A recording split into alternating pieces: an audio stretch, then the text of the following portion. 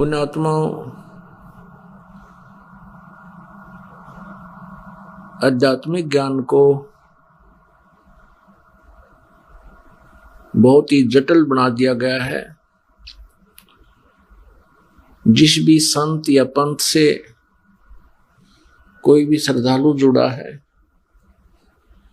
वो सच्ची श्रद्धा से उनके साथ लगा हुआ है। जितने भी संत हैं, जितने भी पंथ हैं, सब अपने अपने मते, अपने अपने साधना के तरीके बताते हैं।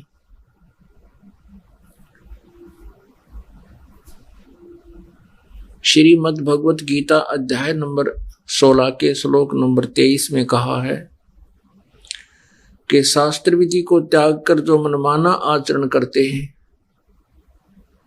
जो मनमानी पूजाएं करते हैं, मनमाने नाम जाप करते हैं, जो सदग्रंथों में प्रमाण नहीं है जिनका, तो वो अपना जीवन व्यर्थ कर रहे हैं। उनको न तो कोई सुख होता है, न उनको सिद्धि प्राप्त होती है, और न ही उनकी परम गति होती है, अर्थात यूजलेस। इसलिए श्रीमद् भगवत गीता जी अध्याय नंबर 16 के मंत्र 24 में तुरंत कहा है, इससे तेरे लिए अर्जुन कर्तव्य और अकर्तव्य की व्यवस्था में शास्त्र ही प्रमाण है। अर्थात जो साधना करनी चाहिए और जो त्यागनी चाहिए, जो नहीं करनी चाहिए, उसके लिए सदग्रंथ ही प्रमाण है। जो सदग्रंथों में लिखी पूजा की विधि है वही कीजिए। उसको त्याग कर अपना मनमानी कोई साधनाएं करते हो तो शास्त्र विरुद्ध साधना होने से, शास्त्र विधि त्याग कर मनमाना आचरण होने से, मनमानी पूजाएं होने से वो व्यर्थ हैं। जैसे कुछ श्रद्धालु हरे राम हरे कृष्ण, कृष्ण कृष्ण हरे हरे, या कोई राधे राधे श्याम मिला दे, कोई ओम भगवते वासुदेव नमः, कोई जाप करता ओम नमः शिवाय, और भी अन्य बहुत से मंत्रों के जाप किए जाते हैं। ये मंत्र किसी भी सदग्रंथ में प्रमाण नहीं है। सदग्रंथ मीन पवित्र चारों वेद, पवित्र श्रीमद् भगवत गीता। जो श्रद्धालु श्री कृष्ण जी को अपना इष्ट मानते हैं और वो ये भी मानते हैं कि श्री कृष्ण जी ने श्रीमद् भगवत गीता जी का ज्ञान अर्जुन को दिया, और इस सदग्रंथ को वो शिरोधार्य मानते हैं। और कुछ एक संतजन, कुछ महाराज जी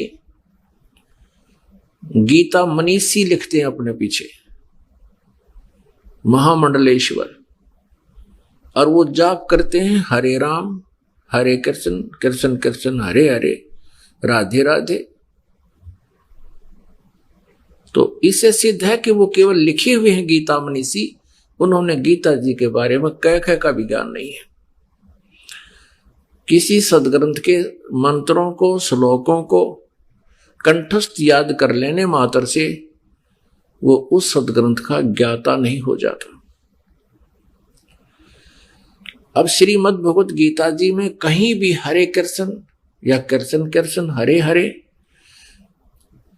या राधे राधे जाप करने का प्रावधान या आज्ञा आदेश नहीं है। तो इस प्रकार जो गीता जी की आज्ञा का उल्लंघन करके मनमाने ये जाप करते हैं, ये अपना जीवन व्यर्थ कर रहे हैं और साथ में श्रद्धालुओं को मिसगाइड किए हुए, ये संत ठीक नहीं। श्रीमद् भगवत गीता जी श्री कृष्ण जी में प्रवेश करके ब्रह्म ने बोला, श्री कृष्ण जी ने गीता जी को नहीं बोला। श्री कृष्ण जी की आत्मा को तो पता नहीं मैंने श्रीमद् भगवत गीता में क्या कहा था। इसका थोड़ा सा प्रमाण देते हैं, फिर आगे चलते हैं। जिस समय महाभारत का युद्ध समाप्त हुआ, कौरवों का नाश हो गया और पांडवों को राज्य प्राप्त हुआ, तो श्री कृष्ण जी ने युधिष्ठिर जी को राजगद्दी पर बैठा दिया। अर्जुन ने कहा, भगवान आप द्वारका जाने वाले हो, हमें कुछ उपदेश देकर जाओ, क्योंकि आप हमारे धार्मिक गुरु हैं। क्योंकि गीता अध्याय नंबर 2 के श्लोक नंबर 7 में अर्जुन कह रहा है कि आप मेरे गुरु हो, मैं आपका शिष्य हूं और मुझे आप ज्ञान दीजिए, मैं आपकी शरण हूं।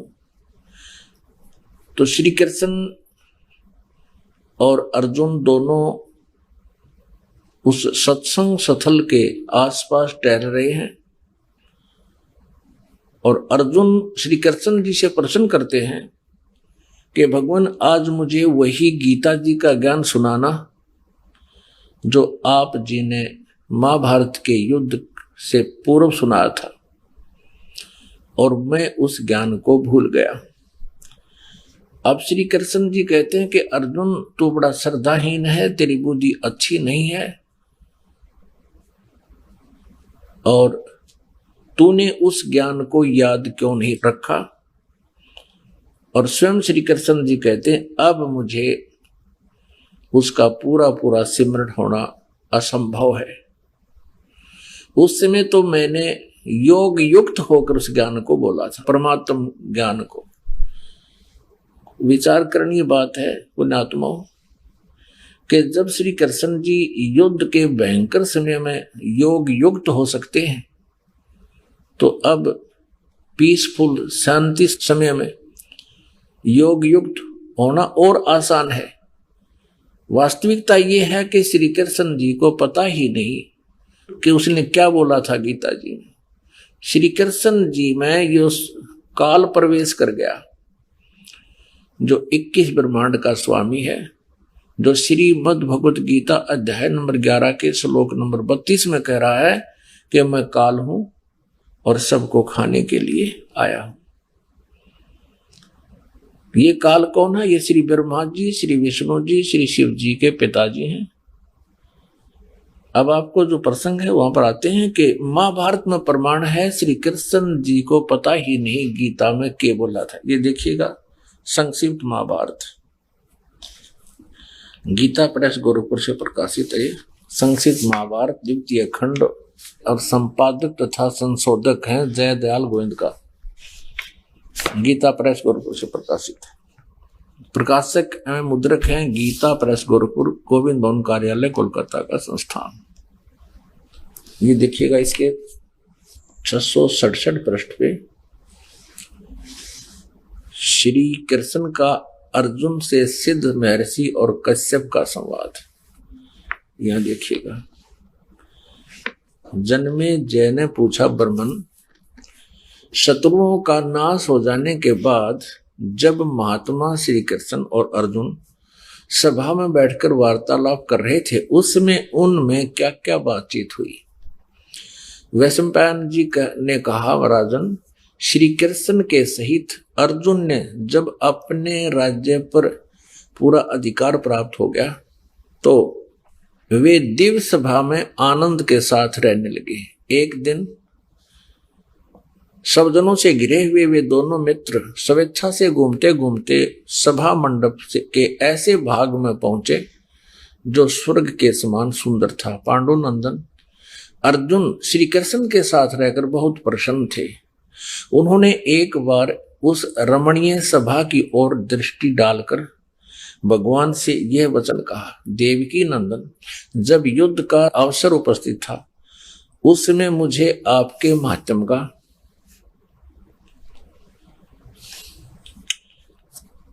ज्ञान और ईश्वरीय स्वरूप का दर्शन हुआ था, किंतु केशव, आपने स्नेहवश पहले मुझे जो ज्ञान उपदेश दिया था वो गीता वाला, वह सब इस समय बुद्धि के दोष से भूल गया है।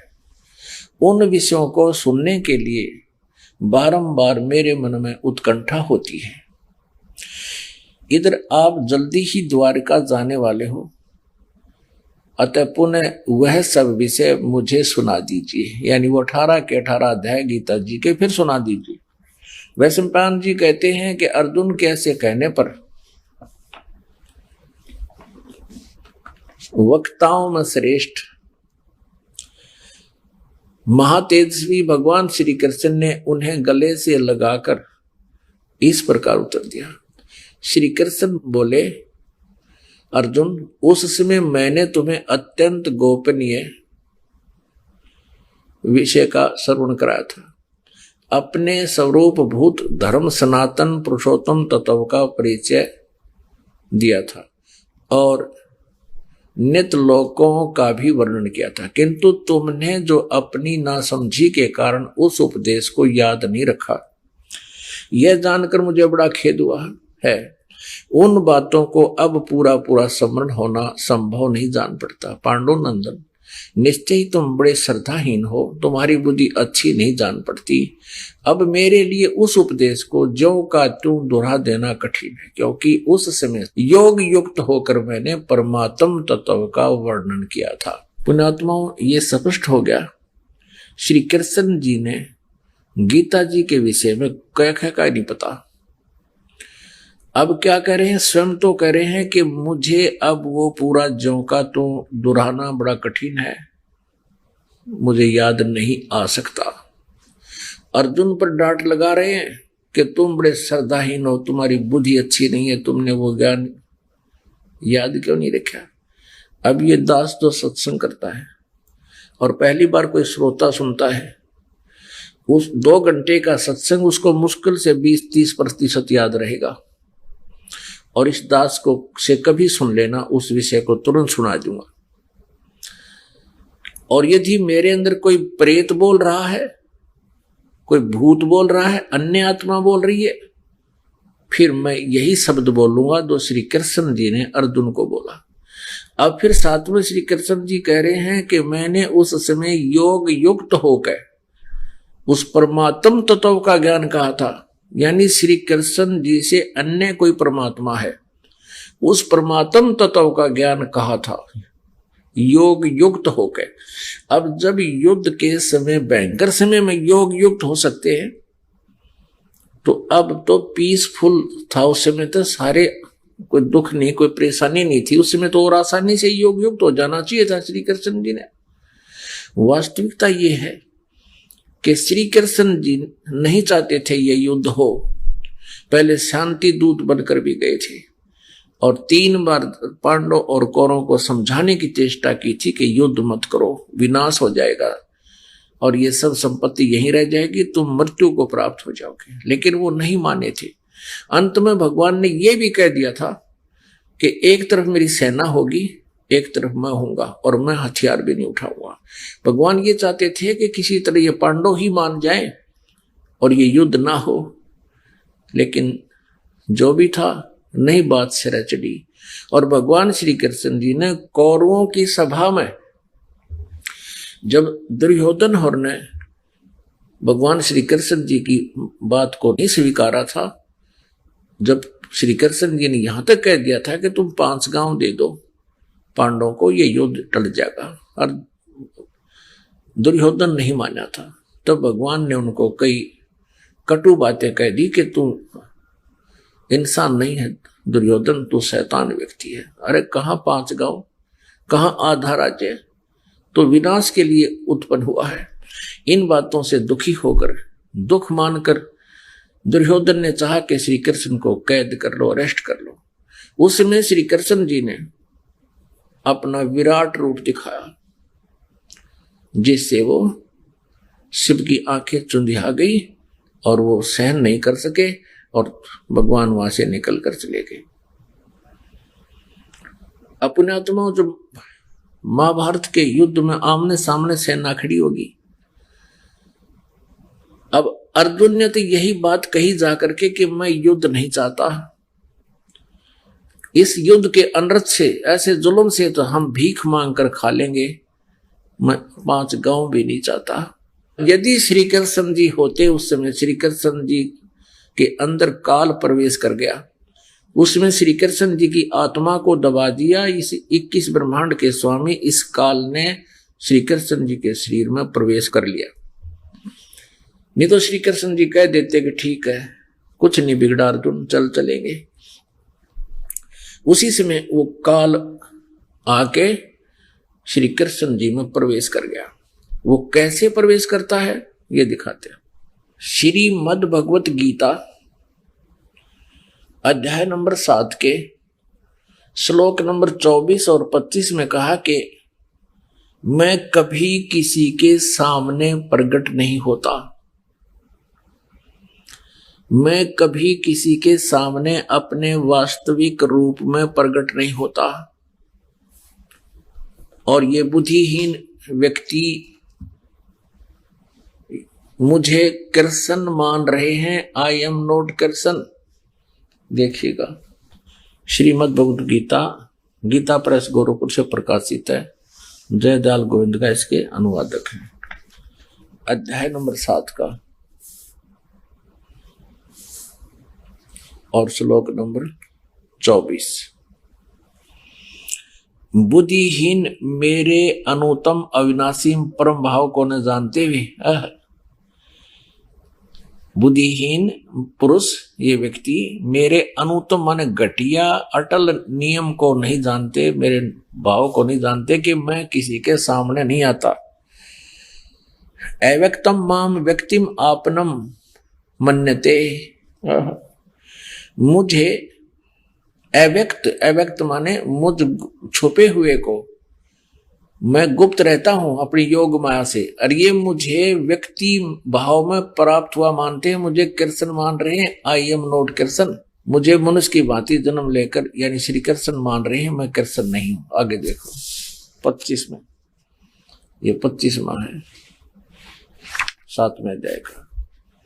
अपनी योग माया से छिपा हुआ मैं सबके प्रत्यक्ष नहीं होता, मैं कभी किसी के सामने नहीं आता, इसलिए यह अज्ञानी जन समुदाय मुझ जन्म रहित अविनाशी परमेश्वर को नहीं जानता। मैं अपनी योग माया से छिपा हुआ हूं, मैं सबके प्रत्यक्ष नहीं होता। अब पुण्यात्माओं, ये काल जो है, इसने जो गीता जी अध्याय नंबर 10 और 11 में जो अपना विराट रूप दिखाया है, ये इसका वास्तविक रूप है। और इसने प्रतिज्ञा कर रखी है कि मैं कभी किसी के सामने अपने इस वास्तविक रूप में नहीं आऊंगा, दर्शन नहीं दूंगा।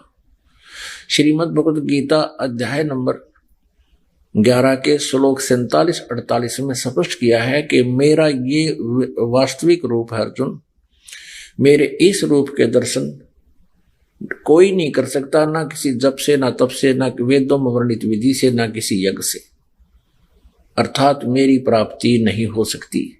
और दूसरी यह है कि तेरे अतिरिक्त आज जो मैंने तुझे ये दर्शन, ये मेरा वास्तविक रूप दिखा है, तेरे अतिरिक्त इसको पहले कभी किसी ने नहीं देखा और नहीं आगे देखा जा सकता। तो इससे भी सिद्ध है कि श्री कृष्ण जी नहीं बोल रहे श्रीमद् भगवत गीता जी का ज्ञान। यदि श्री कृष्ण जी बोल रहे होते तो ये शब्द नहीं कहते कि मैंने तेरे से अतिरिक्त पहले किसी ने मेरा विराट रूप नहीं देखा था, क्योंकि कौरवों की सभा में श्री कृष्ण जी अपना विराट रूप दिखा चुके थे। पुण्यात्मा, समझदार को संकेत ही काफी होता है। अब हम अपने प्रसंग पर आते हैं कि ये काल कैसे बोलता है, कैसे प्रवेश होकर बोलता है। ये गीता जी अध्याय नंबर 4 के श्लोक नंबर 5 और 9 में कहता है, अर्जुन तेरे और मेरे बहुत जन्म हो चुके, तू नहीं जानता मैं जानता हूं, और मेरे जन्म और कर्म अलौकिक हैं। इसके कर्म अलौकिक कैसे हैं कि ये कभी किसी के सामने अपने वास्तविक रूप में प्रकट नहीं होता। जैसे सिद्धों ने, ऋषियों ने, महर्षियों ने, साधकों ने परमात्मा की स्तुति की, उसके दर्शन चाहे, तो ये क्या करता है, किसी को विष्णु जी के रूप में दर्शन दे देता है, और वो साधक फिर इस सतगुण विष्णु को ही पूर्ण परमात्मा मानकर भ्रमित हो जाते हैं। इसका प्रत्यक्ष प्रमाण आपको देते कि एक समय देवताओं और राक्षसों का युद्ध हो गया। देखिएगा श्री विष्णु पुराण, गीता प्रेस गोरखपुर से प्रकाशित है। श्री विष्णु पुराण अध्याय 2 चतुर्थ अंश का अध्याय 2 और पृष्ठ नंबर 233 पर आप देखिएगा। इसमें ये 22 श्लोक से हम प्रारंभ करते हैं। पूर्व काल में त्रेता युग में एक बार अति भीषण देव असुर संग्राम हुआ, यानी राक्षसों और देवताओं का युद्ध हुआ। उसमें महाबलवान दैत्यगण से पराजित हुए देवताओं ने भगवान विष्णु की आराधना की। तब आदि अनंत शून्य अशेष जगत प्रतिपालक श्री नारायण ने देवताओं से प्रसन्न होकर कहा, आप लोगों का जो कुछ अभिष्ट है वह मैंने जान लिया है। उसके विषय में यह बात सुनिए। राजऋषि ससाद का जो पुरंजय नामक पुत्र है, उस अक्षत्रिय श्रेष्ठ के शरीर में मैं अंश मात्र से स्वयं अवतीर्ण होकर उसमें भूत की तरह प्रवेश होकर उन संपूर्ण दैत्यों का नाश करूंगा। अतः तुम लोग पुरंजय को दैत्यों के वध के लिए तैयार करो। अपने आत्माओं, देवताओं ने स्तुति की विष्णु भगवान की, और ये काल पहुंच गया विष्णु रूप धारण करके, और इसने क्या कहा कि मैं उस ससाद के पुत्र पुरंजय के अंदर प्रवेश करूंगा और फिर राक्षसों ने मार दूंगा। इसके कर्म अलौकिक ऐसे हैं। अब देखिए अन्य प्रमाण श्री विष्णु पुराण चतुर्थंश अध्याय 3 में। श्री विष्णु पुराण चतुर्थंश अध्याय 3 और पृष्ठ नंबर 242 पर यहां देखिएगा। पूर्व काल में रसातल में मौने नामक 6 करोड़ गंधर्व रहते थे। उन्होंने समस्त नाग कुल के प्रधान रतन और अधिकार छीन लिए थे। गंधर्वों के पराक्रम से अपमानित उन नागेश्वरों द्वारा स्तुति किए जाने पर उसके श्रवण करने से जिनकी विकसित कमल सदृश आंखें खुल गई हैं, निंद्रा के अंत में जागे हुए उन जलशाही भगवान सर्वदेवेश्वर को प्रणाम कर उनसे नागगण ने कहा, इन गंधर्वों से उत्पन्न हुआ हमारा भय किस प्रकार शांत हो। तब आदि अनंत रहित भगवान पुरुषोत्तम ने कहा, युग काल था ब्रह्म कहा कि योनासव के पुत्र मानधाता का जो यह प्रकुत्स नामक पुत्र है, मानधाता का जो प्रकुत्स नामक पुत्र है, उसमें प्रविष्ट होकर मैं प्रेत की तरह उसमें प्रविष्ट होकर मैं उन संपूर्ण दुष्ट गंधर्वों का नाश कर दूंगा। पुण्यात्मा, ठीक इसी प्रकार जैसा अभी आपने पढ़ा कि पुरकुत्स के अंदर प्रवेश होकर इसने गंधर्वों का नाश कर दिया, उधर पुरंजय के अंदर प्रकट होकर के असुरों का नाश कर दिया। इस काल ने, ब्रह्म ने, इसको ब्रह्म कहो, सरपुरुष कहो या ज्योत स्वरूपी काल कहो, ये ऐसे लीला करता है। ठीक इसी प्रकार जब श्री अर्जुन ने कहा कि मैं युद्ध नहीं करूंगा, इसको पता था कि श्री कृष्ण जी भी कह देगा मैं, भाई ठीक है चल, क्योंकि सतोगुण भगवान है, ये युद्ध के बिल्कुल विपरीत थे। तो उसी समय ये काल ऐसे प्रवेश कर गया जैसे प्रकुत्स और पुरंजय में प्रवेश करके इसने जुल्म कर दिए। ऐसे ही एक महाभारत का जुल्म इस काल ने ब्रह्म ने करवा दिया। तो पुण्यात्मा, जब हम श्रीमद् भगवत गीता जी को सर्वधार्य मानते हैं, और ये सदगुण सही है क्योंकि गीता जी में आध्यात्मिक ज्ञान सही है। रही बात युद्ध करवाने की, ये उसका अपना उद्देश्य था, उसका अपना स्वार्थ था इस काल का। अब पुण्यात्माओं, अब जो हरे राम हरे कृष्ण सीताराम राधे श्याम राधे राधे ये नाम जाप करते हैं, ये गीता जी के विरुद्ध है। शास्त्र विधि को त्याग कर ये मनमाना आचरण है, ये यूजलेस है। अब श्रीमद् भगवत गीता जी अध्याय नंबर 8 के श्लोक नंबर 13 में ये काल यानी ब्रह्म बोल रहा है। ये कह रहा कि ओम इति एकाक्षरम ब्रह्म व्यवहारन माम अनुसमरन ये प्रयाति तदंदेहम स याति परमाम गतिम। मुझ ब्रह्म का ओम इति एकाक्षरम ब्रह्म व्यवहारन माम अनुसमरन।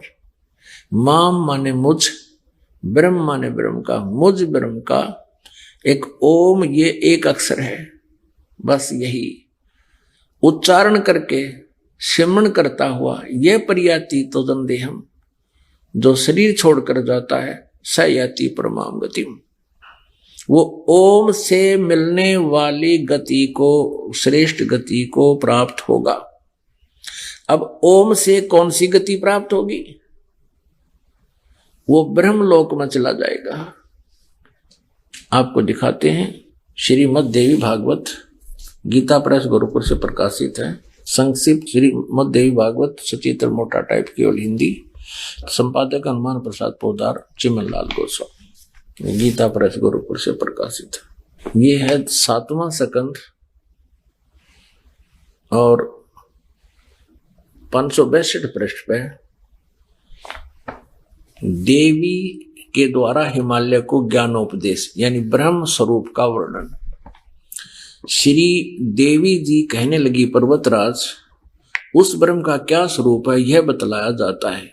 अब ज्यादा ना पढ़ के हम अपने मतलब का पढ़ेंगे। यहां देखिए, उस एकमात्र परमात्मा को ही जाने, दूसरी सब बातों को छोड़ दे, यानी और कोई मंत्र जाप नहीं करना। यही अमृत रूप परमात्मा के पास पहुंचाने वाला पुल है। संसार समुद्र से पार होकर अमृत स्वरूप परमात्मा को प्राप्त कराने का यही सुलभ साधन है। आगे देखो, इस आत्मा का ओम के जप के साथ ध्यान करो। इससे अज्ञान में अंधकार से सर्वथा परे और संसार समुद्र से उस पार जो ब्रह्म है उसको पा जाओगे। ओम नाम का जाप करो और ब्रह्म को पाने का उद्देश्य रखो, तुम्हारा कल्याण हो, उसको मिल पा जाओ। वो कहाँ रहता है? 563 पृष्ठ पे हम पढ़ रहे हैं। वह यह सबका आत्मा ब्रह्म, ब्रह्मलोक रूप दिव्य आकाश में स्थित है। अब ओम का जाप करने वाले कहाँ जाते हैं? ब्रह्मलोक में। ठीक। अब गीता ज्ञानदाता कहता है कि मेरी जो साधना करनी है तो केवल ओम नाम है, नथिंग एल्स। राधे राधे, कृष्ण कृष्ण, हरे हरे, हरे कृष्ण, ये कृष्ण कलम कृष्ण, ये बनावटी और मनमाना आचरण है, यूजलेस मंत्र है। इनसे जीवन नष्ट हो जाएगा। पुण्यात्मा, आज से 600 वर्ष पहले परमात्मा ने लगभग 600 वर्ष पहले यही अमृत ज्ञान अपनी अमृत वाणी में, सच्चिदानंद घन ब्रह्म की वाणी में कहा था। श्रीमद् भगवद गीता अध्याय नंबर 4 के श्लोक 25 से लेकर 31 तक जो भी साधनाएं जिन साधकों ने की है, किसी ने देवताओं की पूजा की और कोई स्वाध्याय ही करता है, कोई प्राणायाम आदि करता है और कोई तीक्ष्ण अहिंसावादी व्रत करके ही अपनी साधना करता, जैसे मुंह पर पट्टी बांध कर नंगे पैरों घूमता है। कोई स्वाध्याय करता है, गीता जी का नित्य पाठ करता है, कोई वेदों के पाठ करता है, कोई किसी प्रकार की। कहते सभी साधक अपनी अपनी साधनाओं को पाप नाशक जानने वाले हैं। लेकिन चौथे अध्याय के 32वें श्लोक में कहा कि उस सच्चिदानंद घन ब्रह्म की वाणी में इन यज्ञों की जानकारी, यज्ञ माने धार्मिक अनुष्ठानों की जानकारी विस्तार से कही गई है। वो तत्व ज्ञान है। चौथे अध्याय के 34वें श्लोक में कहा कि उस सच्चिदानंद घन ब्रह्म की वाणी में, यानी जो ज्ञान स्वयं परमेश्वर ने अपने मुखारविंद से बोला है, वो सच्चिदानंद घन ब्रह्म की वाणी ब्रह्मणे मुखे कहा गया है। वो तत्व ज्ञान है। चौथे अध्याय के 34वें श्लोक में कहा कि उस तत्व ज्ञान को तू तत्वदर्शी संतों के पास जाकर समझ। गीता ज्ञानदाता कहता मुझे पता नहीं। अब देखिए श्रीमद् भगवत गीता गीता प्रेस गोरखपुर से प्रकाशित है। जयदयाल गोविंद का इसके अनुवादक है। अभी आपको दिखाते हैं चौथे अध्याय का 32वां श्लोक। अब हम पहले थोड़ा सा चौथे अध्याय का 25 से शुरू करेंगे, अच्छा समझ में आएगा। ये देखिएगा, अध्याय नंबर 4 श्रीमद् भगवद गीता। इस 25 में कहा है कि दूसरे योगीजन देवताओं के पूजन रूपी यज्ञ का भली भांति अनुष्ठान करते हैं। प्रउपास्ते माने पूजते हैं। इसका अर्थ है कि कुछ योगी साधक देवताओं की पूजा, यज्ञ माने धार्मिक अनुष्ठान करते हैं, ये पूजा करते हैं प्रउपास्ते।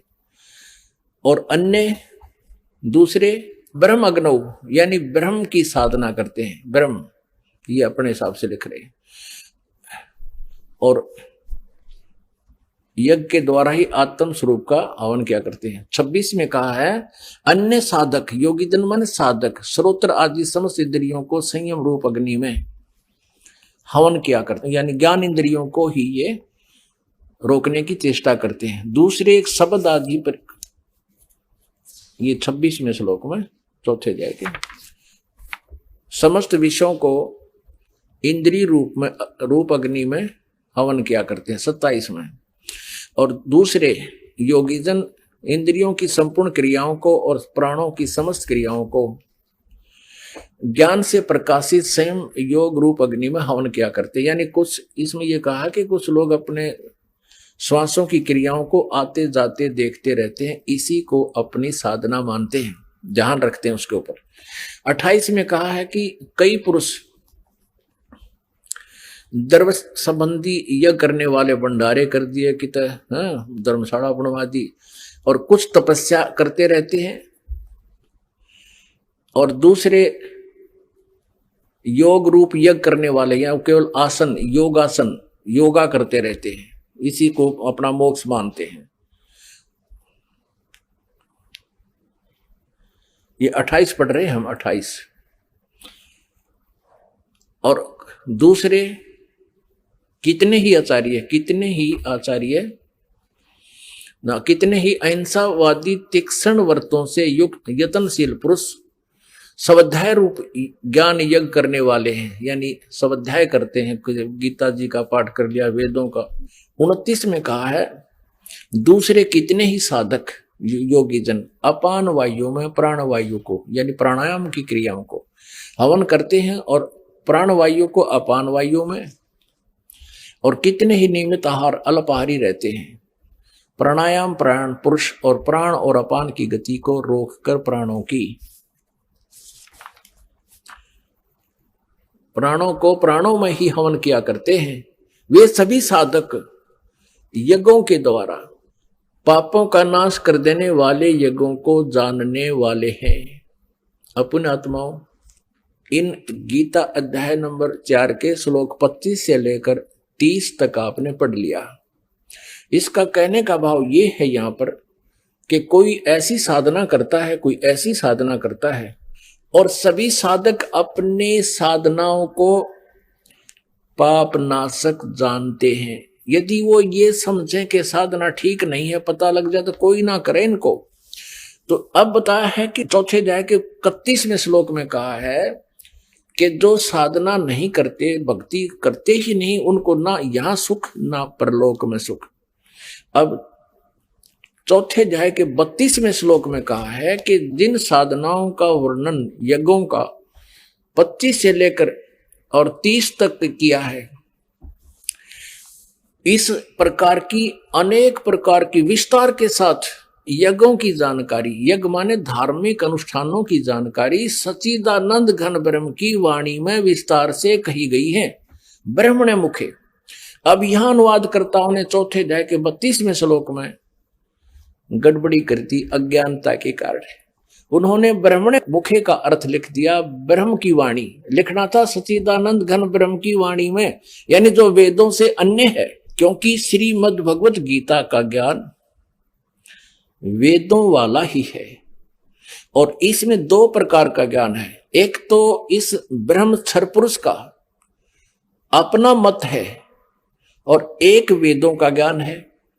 जो वेदों वाला ज्ञान है वो वेदों से तुलना होता है तो वो सही है, और जो युद्ध करवाने के लिए इसने कुछ अटकलबाजी करके बताया कि ये मेरा मत है, ऐसी साधना जो कुछ भी इसने ज्ञान दिया है, तो वो मत, इसका भी मत अल्पज है ये भी, क्योंकि स्वयं कहता है कि उस तत्व ज्ञान को तत्वदर्शी संतों के पास जाकर समझ।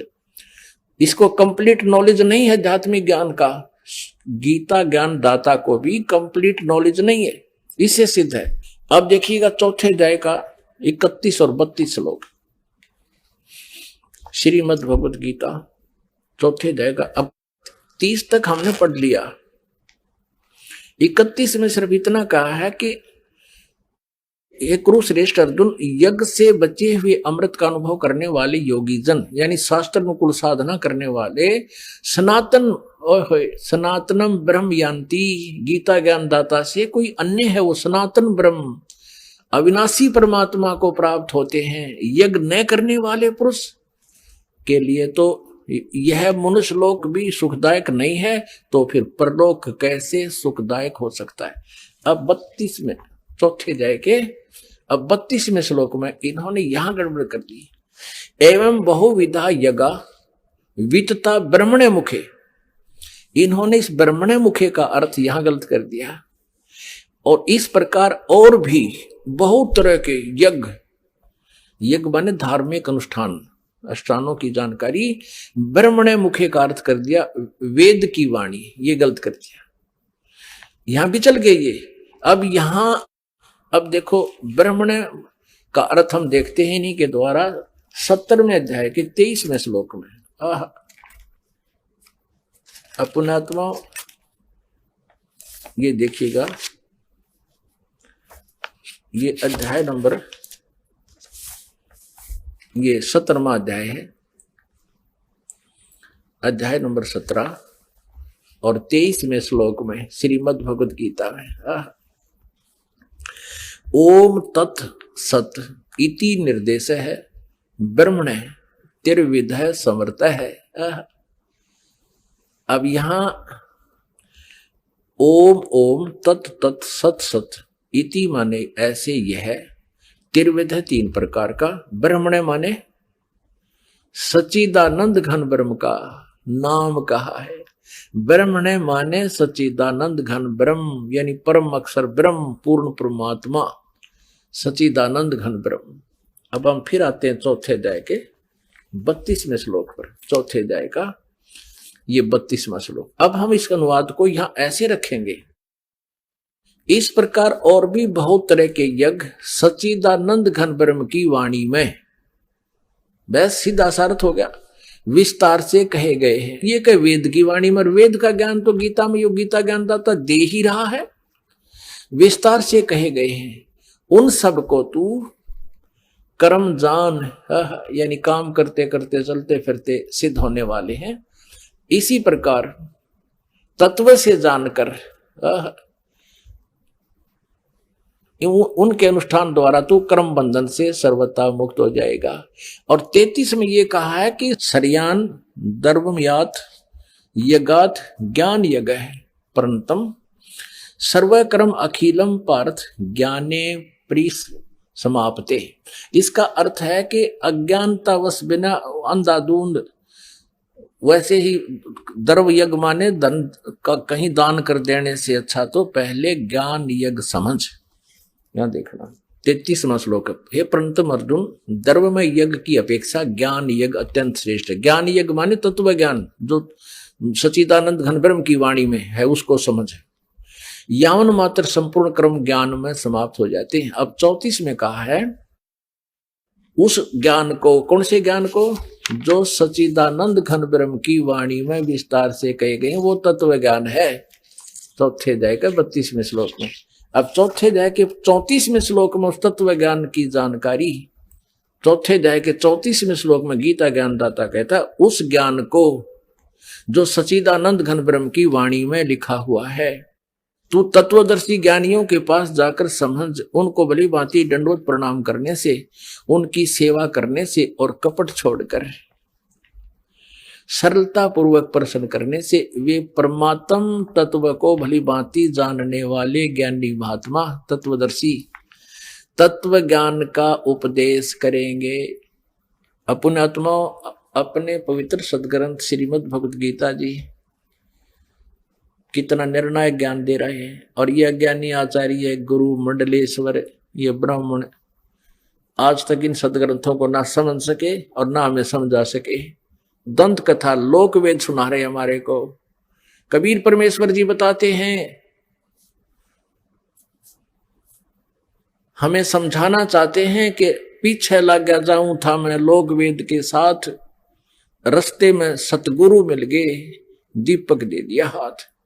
लोकवेद ये दंत कथा थी, जैसे हम पहले सुना करते ब्रह्मा विष्णु महेश अजरो अमर है, इनके कोई माता पिता नहीं, सर्वेश्वर महेश्वर, ओम नमः शिवाय, ओम भगवते वासुदेव मंत्र ये जाप करो। नहीं, गीता जी में केवल लिखा है कि ब्रह्म कहता मेरी साधना करनी है तो ओम नाम है, नथिंग एल्स। ओम इति एक अक्षरम, ओम इति एक अक्षरम ब्रह्म व्यवहारण माम अनुसमरण, नथिंग एल्स। केवल एक ओम अक्षर है मेरा जाप करने का। और सचिदानंद घन ब्रह्म परमक्षर ब्रह्म की साधना करने का 17वें अध्याय के 23वें श्लोक में लिखा है कि ओम तत्सत इति निर्देश है ब्रह्म त्रिविध समर्थ है। उस सचिदानंद घन ब्रह्म की साधना करनी है तो तत्वदर्शी संत बतावेंगे, उसके पास वो कोड वर्ड है। ओम तो ब्रह्म का जाप है, और तत् ये अक्षर पुरुष का, जैसे सृष्टि रचना में आपको बताया था कि अचिंत के वचन से अक्षर पुरुष की उत्पत्ति हुई थी, और स्वयं ये परम अक्षर ब्रह्म ओवरऑल कंट्रोलर सबका मालिक कबीर देव है, कबीर साहब, उसका सत मंत्र है। ये 3 मंत्र है, ओम तत्सत। ओम ब्रह्म सरपुरुष का, सरब्रह्म का, और ये अक्षर पुरुष का सांकेतिक है, और सत ये परम अक्षर पुरुष सचिदानंद घन ब्रह्म का मंत्र है जाप करने का। इन तीनों की इकट्ठी साधना करनी होती है, और इससे उस परम पिता परमात्मा की प्राप्ति होती है, परम अक्षर ब्रह्म की। ये तत् और सत सांकेतिक शब्द हैं, ये दास बता सकता है। इस पृथ्वी पर किसी के पास ही मंत्र नहीं है। और इस दास से मंत्र प्राप्त करके यदि कोई स्वयं ही स्वयंभू गुरु बनता है तो वो आपका शत्रु है। वो नकली डुप्लीकेट यानी डुप्लीकेट लाइसेंस अर्थात पासपोर्ट बना रहा है। आप भी अपराधी और आपको भी दोषी बना रहा है। गीता ज्ञान दाता कहता है कि मेरी जो साधना करनी है तो केवल ओम नाम है, नथिंग एल्स।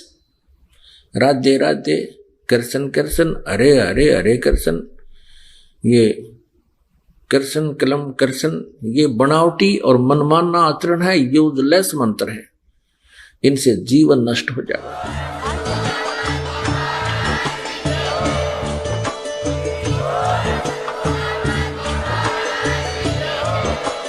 आप सुन रहे थे जगत गुरु तत्वदर्शी संत रामपाल जी महाराज जी के मंगल प्रवचन। अधिक जानकारी के लिए विजिट कीजिए हमारी वेबसाइट www.jagatgururampalji.org। संत रामपाल जी महाराज जी के शुभ आशीर्वाद से पूरे विश्व भर में 500 से भी ज्यादा नाम दीक्षा केंद्र हैं, जिन पर संत रामपाल जी महाराज जी द्वारा ऑनलाइन निशुल्क नाम दीक्षा दी जा रही है। अपने नजदीकी नाम दीक्षा केंद्र का पता करने के लिए संपर्क करें 8222880541।